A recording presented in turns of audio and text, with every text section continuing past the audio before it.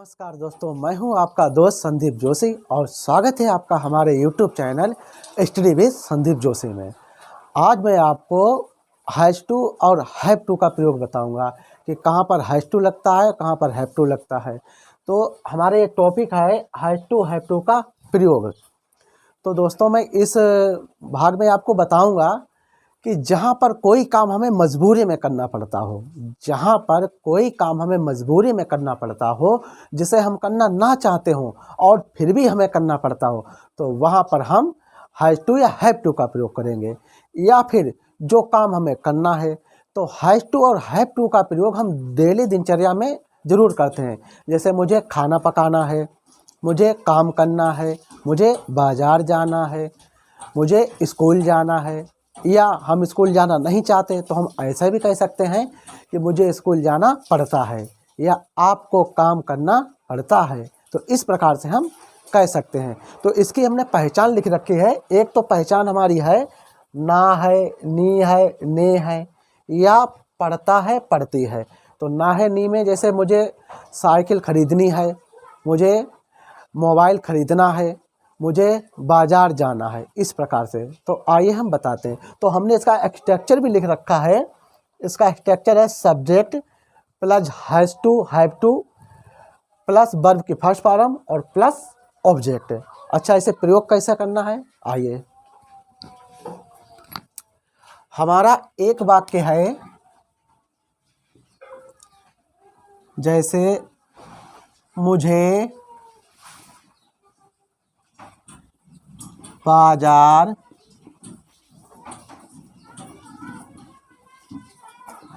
जाना पड़ता है। अब हमने एक वाक्य लिया, मुझे बाजार जाना पड़ता है। तो आपको हम एक बात और बता दें, हैज़ टू का प्रयोग हम वहाँ पर करेंगे जहाँ पर सिंगुलर कर्ता एक वचन हो, यानी सब्जेक्ट एक वचन हो। और एक वचन कर्ता आपको ही पता है, ही, शी, इट, या किसी का नाम, जैसे गीता, सीता, मोहन। तो एक कर्ता एक वचन होते हैं और बहुवचन कर्ता वे होते हैं, जैसे I, we, they, you. I means मैं, बी मीन्स हम, दे मीन्स वे, और यू मीन्स तुम, तू या आप। तो जो बहुवचन करता है उनके साथ हम हैव टू का प्रयोग करेंगे और जो एक वचन करता है, सिंगुलर हैं, उनके साथ हम हैज़ टू का प्रयोग करेंगे। तो ये हमारा वाक्य, मुझे बाजार जाना पड़ता है, तो हमारा करता है बहुवचन। तो इसे हम बनाएंगे आई और हैव टू, कि यहाँ पर हैज़ टू या हैव टू है तो सब्जेक्ट, फिर हैव टू, मुझे बाजार जाना पड़ता है तो I have to go to market.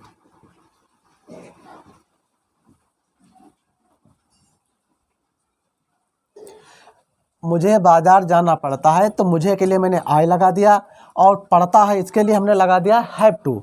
और कहाँ जाना है तो बाजार, तो टू द मार्केट। हमने आपको पहले वीडियो में भी बताया कि टू हम क्यों लगाते हैं, कि टू इसलिए लगाते हैं कि किसी स्थान के लिए, या जैसे कहीं को जाना है, कोई स्थान है वहाँ के लिए। जैसे कानपुर जाना है तो गो टू कानपुर, फरुखाबाद जाना है तो go to Farrukhabad, go to Lucknow, इस प्रकार से। अच्छा, और एक बात है, टू के बाद हमेशा वर्ब की फर्स्ट फॉर्म आती है। टू के बाद ना तो थर्ड फॉर्म आएगी ना सेकेंड फॉर्म आएगी। दूसरा वाक्य हम लेते हैं, राम को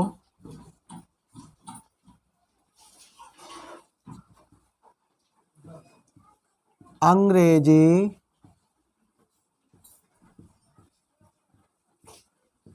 बोलनी पड़ती है।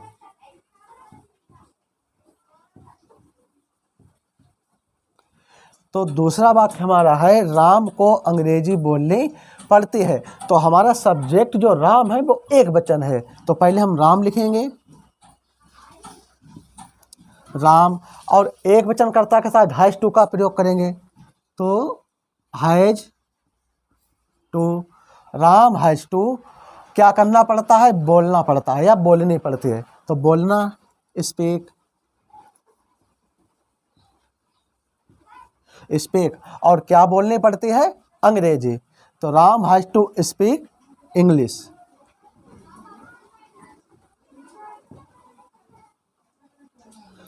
तो राम को अंग्रेजी बोलनी पड़ती है, तो हमारा सेंटेंस बनेगा Ram has to speak English. इसी प्रकार से हम अगला लेते हैं।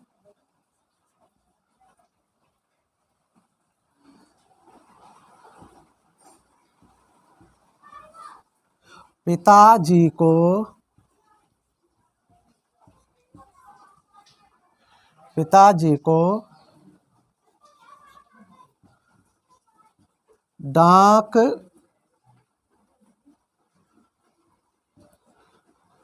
डाकघर जाना है।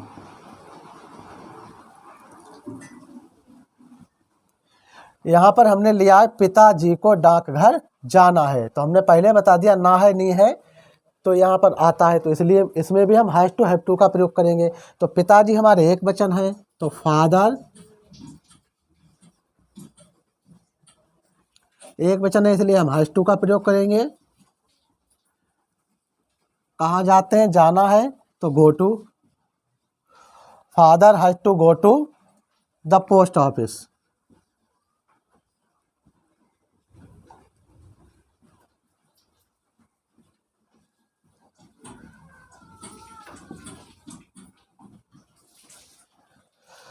पिताजी को डाकघर जाना है, तो हमने बनाया फादर, पिताजी के लिए फादर लगाया, एक वचन है इसलिए हमने हैज़ टू का प्रयोग किया। जाना के लिए गो टू, और कहाँ जाना है, डाकघर, तो go to the post office. ठीक है। चौथा, सुमन को चाय पीनी पड़ती है। तो सुमन को चाय पीनी पड़ती है। सुमन हमारा एक वचन है, सब्जेक्ट है सुमन, तो ये हमारा एक वचन है, तो इसे हम लिखेंगे सुमन हैज़ टू। एक वचन है इसलिए हम सुमन के साथ हैज़ टू का प्रयोग करेंगे। सुमन को क्या करना पड़ता है, सुमन को चाय पीनी पड़ती है, तो सुमन हैज़ टू टेक, और चाय के लिए टी, सुमन को चाय पीनी पड़ती है। पांचवा हम वाक्य लेंगे,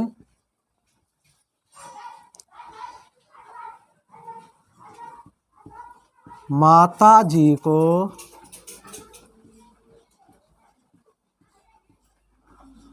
रामायण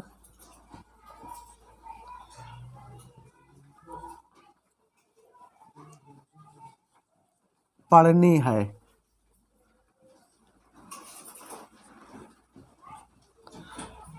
माता जी को रामायण पढ़नी है, तो इसे मनाएंगे मदर, एक वचन है इसलिए हम हैज़ टू का प्रयोग करेंगे। Mother has to read the Ramayan.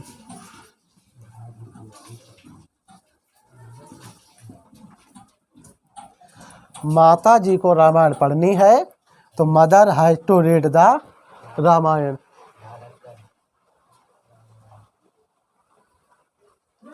रोक दी। छठा वाक्य हमारा है, हमें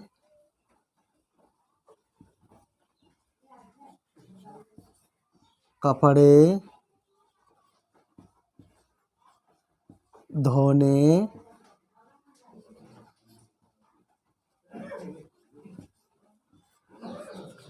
पड़ते हैं। छठा वाक्य हमारा है, हमें कपड़े धोने पड़ते हैं, तो हमारा ये सब्जेक्ट है, बहुवचन है, तो इसे हम बनाएंगे we have to. We have to wash,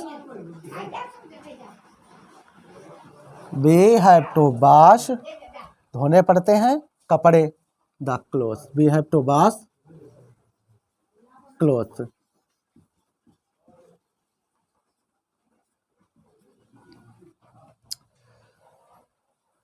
तो हमारा ये वाक्य बन गया है, हमें कपड़े धोने पड़ते हैं। तो वी और बहुवचन है तो have to wash the clothes. तो हमारा ये वाक्य है, सुमन को चाय पीनी पड़ती है। सुमन हमारा एक वचन है, इसलिए हमने सुमन के साथ हैज टू का प्रयोग करेंगे। तो सुमन हैज टू टेक टी, चाय पीने के लिए टेक का प्रयोग करते हैं। माता जी को रामायण पढ़नी है। तो माता जी को क्या काम करना है? रामायण पढ़नी है। तो मदर एक वचन है, तो एक वचन के साथ हैज टू का प्रयोग, तो mother has to read the Ramayan. अगला हमारा है, हमें कपड़े धोने पड़ते हैं।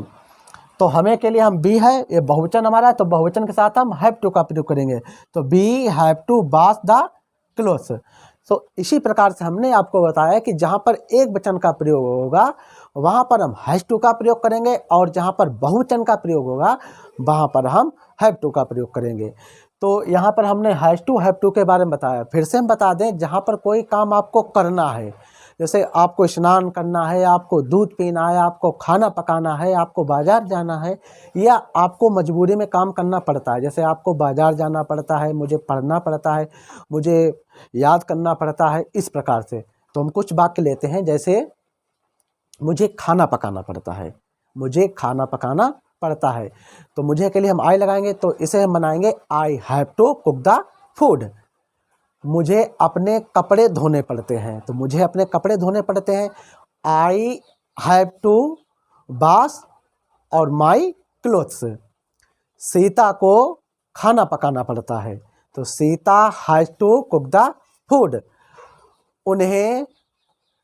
उन्हें अंग्रेजी बोलनी पड़ती है, तो they have to speak English. तुम्हें कानपुर जाना पड़ता है, तो you have to go to Kanpur. तो इस प्रकार से ये हमारे वाक्य हैं। तो पहला भाग हमने इसे बनाया है। इसका जो हम दूसरा भाग बनाएंगे उसमें हम आपको नेगेटिव सेंटेंस बताएंगे कि नेगेटिव है, क्योंकि इसमें नेगेटिव बनाने पर आप कंफ्यूज हो जाएंगे कि अभी मैंने आपको हैव टू बताया। नेगेटिव बनाने पर उसमें जैसे राम को बाजार जाना नहीं पड़ता है, तो नेगेटिव बनेगा Ram does not have to go to market. अब आप कहेंगे इसमें डज नॉट कहाँ से आ गया, यहाँ तो डज नॉट है नहीं, तो इसीलिए आप कंफ्यूज हो जाएंगे। इसीलिए मैं आपको नेगेटिव वाला जो पार्ट है वो दूसरा लेकर आऊँगा। तो अगर आपको हमारे वीडियो पसंद आया हो, अच्छा लगा हो, तो प्लीज़ इसे लाइक करें, शेयर करें और सब्सक्राइब करें। Thank you.